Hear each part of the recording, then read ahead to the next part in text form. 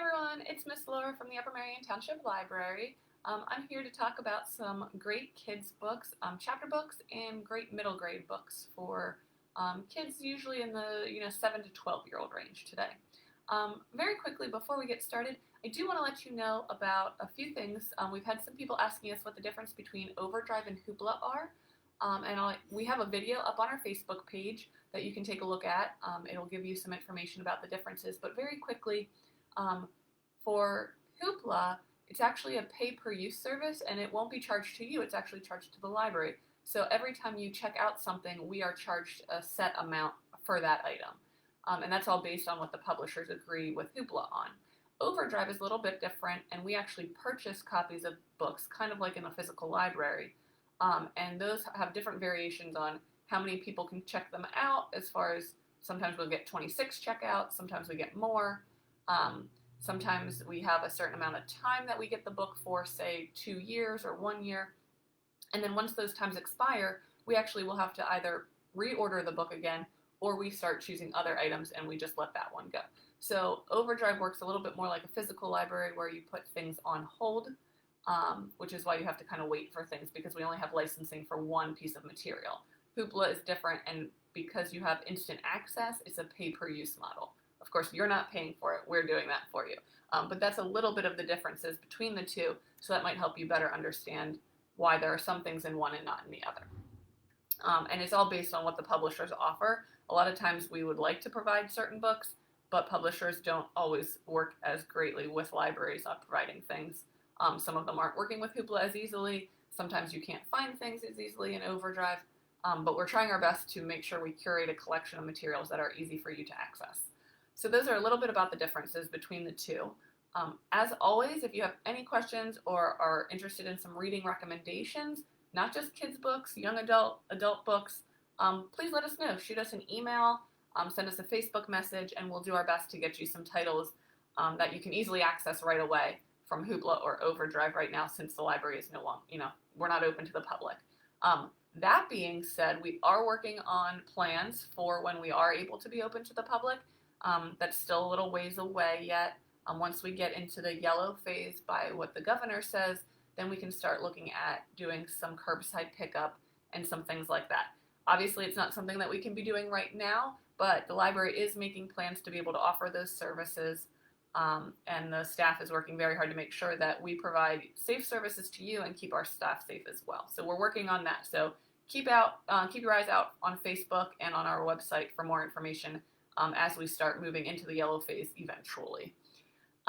Just a quick side note for Hoopla, if any of you have read the Hunger Games series and you absolutely love it, the prequel is actually out now. It just was released on Tuesday, and it is called The Ballad of Songbirds and Snakes, and it is available as an audiobook from Hoopla right now, and you can access it automatically. So if it's something that you're interested in reading, you can head over to hoopladigital.com and get access to that. All right, after all those announcements, we're going to get started with our books today. My first one, actually, I have the second book in the series in physical copy, but this is the first one. It's called A Boy Called Bat by Elana K. Arnold, with pictures by Charles Santoso. It's published by Walden Pond Press, which is an imprint of HarperCollins. And this is actually the second one in the series, Bat and the Waiting Game. And then the third one is called Bat and the End of Everything. And this is about a young boy on the autism spectrum. And what I love about these books is that although it's a book about having autism or being on the spectrum, it's not about being on the spectrum. It's about a boy living his life who happens to be on the autism spectrum. Bat's full name is Bixby Alexander Tam, or he goes by Bat. He lives with his mom and his sister. His mom is a veterinarian, and he loves animals. And so when his mom brings home a baby skunk to take care of, Bat falls immediately in love. And he wants to try and let his mom know that he's able to take care of this skunk and they don't need to send it to a wilderness preserve. So he starts taking care of this little baby skunk, which is absolutely adorable. And he absolutely falls in love with it. He thinks it will make a perfect pet. He names him Thor. He feeds him, he snuggles him, he carries him around with him everywhere, which is so cute. What I really love about these books is that not only is it a story about this character, Bat, but it's also a story about the rest of his family. All of the characters are really fully developed, which is awesome. It's not too long. The second one here is about 175 pages or so, but when you're looking at the chapters, it's a lot of white space. There's a little bit of space, and there's not a ton of images, but there were a couple of images throughout the story. So let me see if I can find one for you. So there's just a couple images spread throughout, which make it, a little bit more realistic and helps kids that need that little bit of a break. Here's another full image. It just helps give them a little bit of break from all the text, which is great. I would definitely say this is great for earlier middle grades, so 7, 8, 9-year-olds. It would also make a great read aloud for families if you're looking for a good family read aloud that spans a little bit beyond a specific age range. So, like I said, the first one is available on Hoopla, but it is a 3-part series. So if you're interested in something like that, it's called The Boy Called Bat by Elana K. Arnold. Alrighty, our next story is one of my favorites. This is the book called The Benefits of Being an Octopus by Braden. It's published by Sky Pony Press, which is a smaller publisher that you probably haven't heard of too much. This is definitely one for an older middle grade audience. This would be perfect for kids that are, 7th, 8th grade, 9th grade, that range. It has a little bit more tough topics, but Anne does an amazing job of keeping those tough topics very realistic for the age group. And I absolutely love this book. So Zoe, the main character, thinks that she would love to be an octopus. There are massive benefits to being an octopus. You have 8 arms for doing 8 different things at once. You have a wonderful camouflage ability, and you have protective defenses that will protect you and your family. Zoe tries to stay under the radar at school, so she would love that camouflage and visibility aspect. And she's got enough going on after school, taking care of her much younger siblings while her mom is working. They're living with her mom's boyfriend in a trailer at the time. It's a story about poverty, a close look up of poverty. And she's just got a lot more to handle than, the typical kid her age. So, she kind of just, tries to fly under the radar, keep her head down, get her work done, and not cause too many problems. But then a teacher takes notice of Zoe and encourages her to be on the debate team. And Zoe kind of figures out a way to make it work. Her mom helps her figuring out how to be on the debate team with practices being after school and her normally taking care of her siblings. And during debate, the team practices allow Zoe to start looking at the world differently. And in doing so, she realizes that, even though they have one of the most stable homes that her family has ever had right now, it might not be the best place for them to be.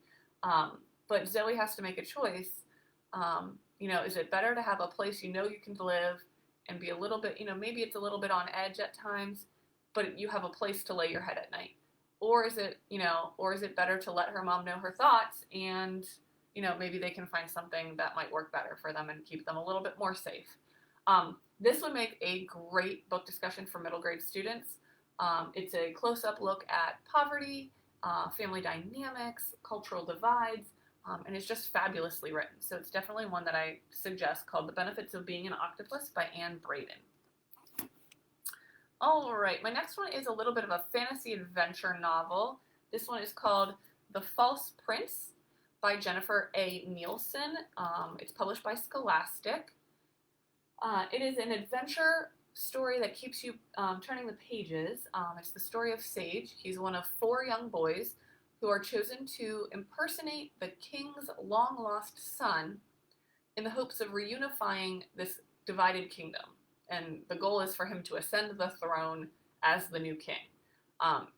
Connor, the nobleman who's behind this whole plot to get this, imposter basically put on the throne, is definitely more devious than what any of the boys realize. And Sage knows that he has to be extremely careful. He has to be on his toes, because if he's not chosen to become the king's son, it's most likely that he'll be killed. But if he is chosen to become the king's son, and the king finds out that he's impersonating him, he's also probably likely to be killed. And there's 3 other kids who are fighting for this role, So he's working against these guys. He's dealing with Connor, who he's not sure about. And it's a really fascinating story, and it's an adventure, and you don't know what's going to happen next. It's also the first book in a series, and she's written some other things as well. So the author, if you like her writing style, you can check out some of the other stuff she's done. This would be perfect for readers who like medieval ages, adventure, intrigue, mystery, all of those things. It's a little bit on the longer side. It is about 340 pages, so it is a little bit longer, but it's definitely one that if you finish this one, you're going to want to read the next one. So that is The False Prince by Jennifer A. Nielsen. All right, and every week that I do this, I tell you that I hate scary books, and every week I talk about a scary book because although I hate them, they're usually so well written, they scare the pants off me. So this week I'm sharing Serafina and the Black Cloak by Robert Beatty, published by Disney Hyperion Press. This is the story of Serafina. She lives in the basement of the Biltmore estate with her father, who does the maintenance. He's the maintenance man for the estate, so he takes care of all of the things that are going wrong, keeps everything clean. But no one knows that Serafina and he live in the basement. No one knows that Serafina even exists. She is allowed to explore the estate when no one's there or at night, but no one can know that she lives there. And I love the way this starts out. There's a quote in this book that says, "Never go into the deep parts of the forest, for there are many dangers there, and they will ensnare your soul." And so Serafina knows that she stays away from the forest. She's allowed to go around the grounds, but once they get to that forest line, she stops. Eventually, throughout the story, she realizes that the children that are visiting the state or who are living there start to go missing. And Serafina is the only one who knows that the man in the black cloak is behind these disappearances. And so she risks her family's safety to team up with Braden Vanderbilt, who is the nephew of the estate's owners. And together, they are going to try and track down the man in the black cloak to prevent any other children from disappearing. Serafina's quest takes her into the forest, where she has to grapple with the fact of learning more about her past than she knew as she tries to save these children. This is the first book in a trilogy, so if you love it and you want to know what happens next, you definitely can check out the next two. And what I love about Robert Beatty as an author is that he's written this series, he's written a couple other things, but he always weaves just a little bit of magic into the story, or a lot of bit of magic depending on what series you're reading, but it's just so fascinating how he can create a very realistic world and have that magical component too. So if you are interested in fantasy, dark fantasy, especially something that'll make you a little scared and might want to keep your lights on at night, check out Serafina and the Black Cloak by Robert Beatty. All right, and my last one for today is a realistic fiction, so something that would happen in modern day times. This is called Posted by John David Anderson, and this is actually, it's published by Walden Pond Press, an imprint of HarperCollins, and it's the same author that Miss Becky talked about last week when she talked about the Mrs. Bixby's Last Day. My lights are moving around in my office here. Let me see if I can do that. Don't need to be that red and yellow. Here we go. All right. Cell phones get banned from the middle school where Frost and his group of friends go to school. He and his group of friends are very geeky. They kind of get bullied a little bit, but if they stay together as a group, stronger in numbers. So if they stay together, it tends to be that the bullies leave them alone. So they start using sticky notes instead of their cell phones to communicate with each other.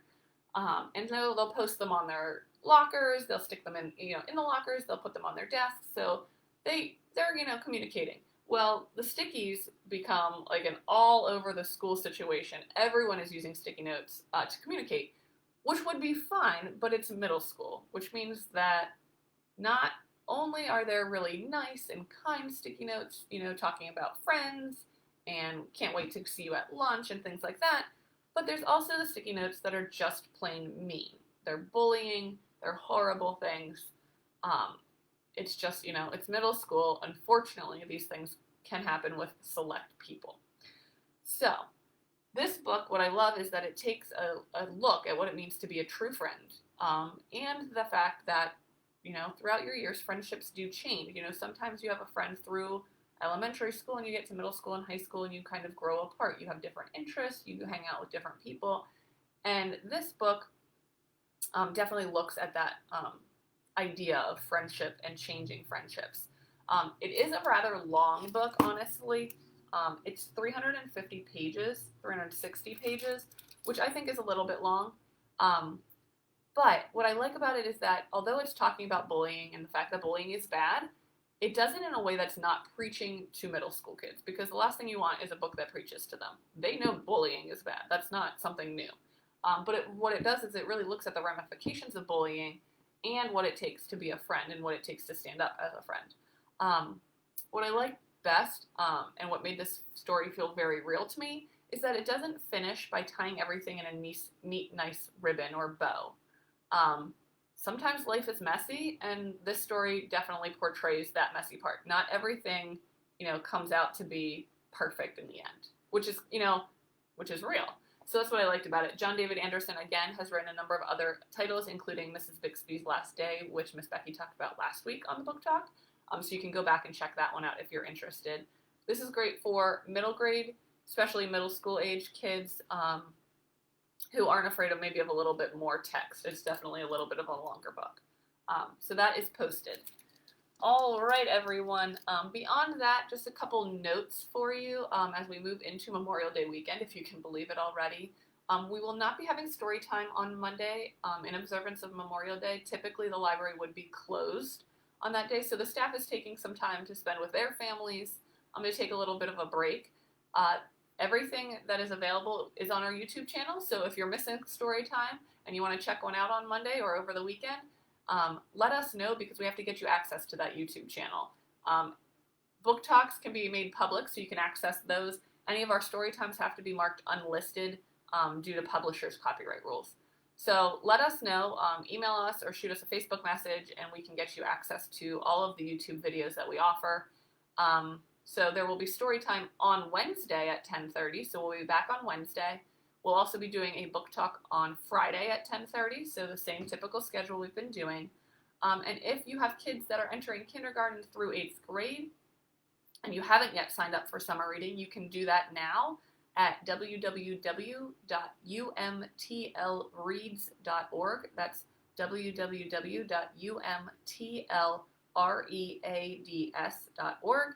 Jump on, get everyone registered for summer reading. We will officially start off summer reading on June 15th.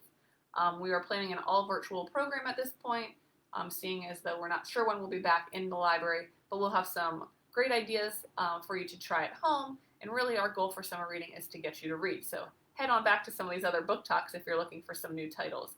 All of the books I did mention today are available on Overdrive or Hoopla, so check that out if you're interested in any of those titles. And as always, if you want more specific book recommendations for you or your family, please let us know and we can get those to you as well. As always, if you have any questions, reach out to us on our Facebook page or through email at uppermeriontownship.library@gmail.org, and we'll get back to you as soon as we can. Hope you all have a wonderful long weekend, and we'll see you next week. Bye!